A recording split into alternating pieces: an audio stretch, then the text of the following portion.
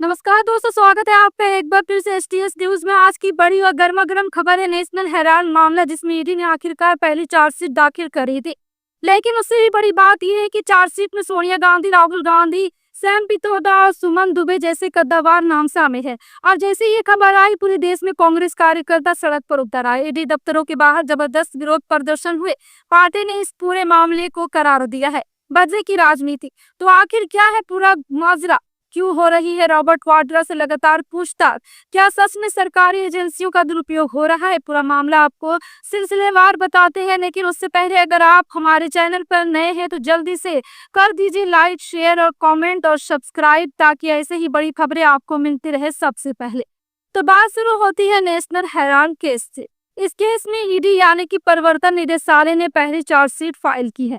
तो जुड़ी अर्ज यहाँ पे एक्सिसोड अर्जनल लिमिटेड, रैम इंडियन लिमिटेड से चार्जशीट में सीधे सीधे नाम है सोनिया गांधी, राहुल गांधी, सैम पित्रोदा और सुमन दुबे का। इन सब पर आरोप है कि उन्होंने मनी लॉन्ड्रिंग की साजिश रची।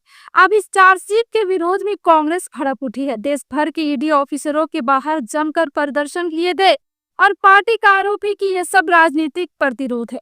दिल्ली, मुंबई, लखनऊ, जयपुर से लेकर भोपाल तक कांग्रेस कार्यकर्ता सड़कों पर उतरे।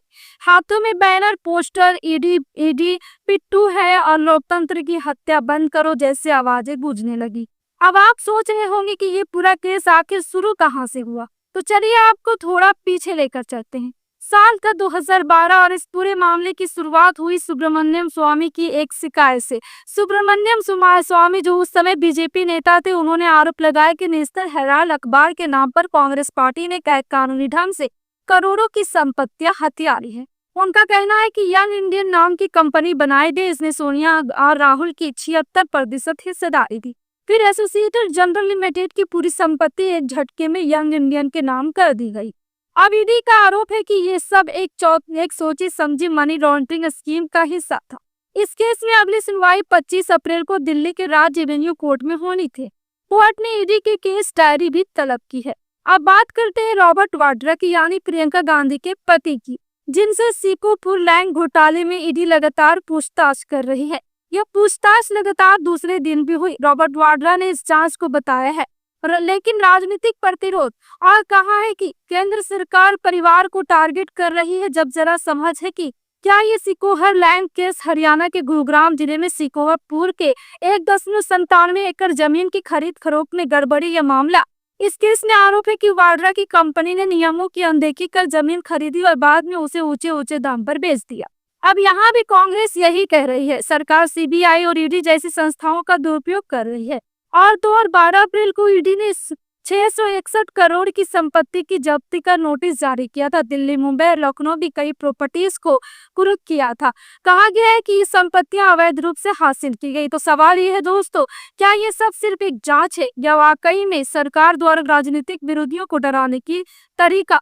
कांग्रेस की माने तो पीएम मोदी और गृह मंत्री अमित शाह इस बदले की राजनीति के तहत चला रहे हैं। और केसी वेणुगोपाल ने कहा है कि हमें डराया नहीं जा सकता, हम सत्य के साथ खड़े हैं। वहीं जयराम रमेश ने कहा है कि नेशनल हेराल्ड की संपत्तियां जब्त करना कानून का मुखौटा पहनकर किया गया राज्य प्रतिरोध अपराध है।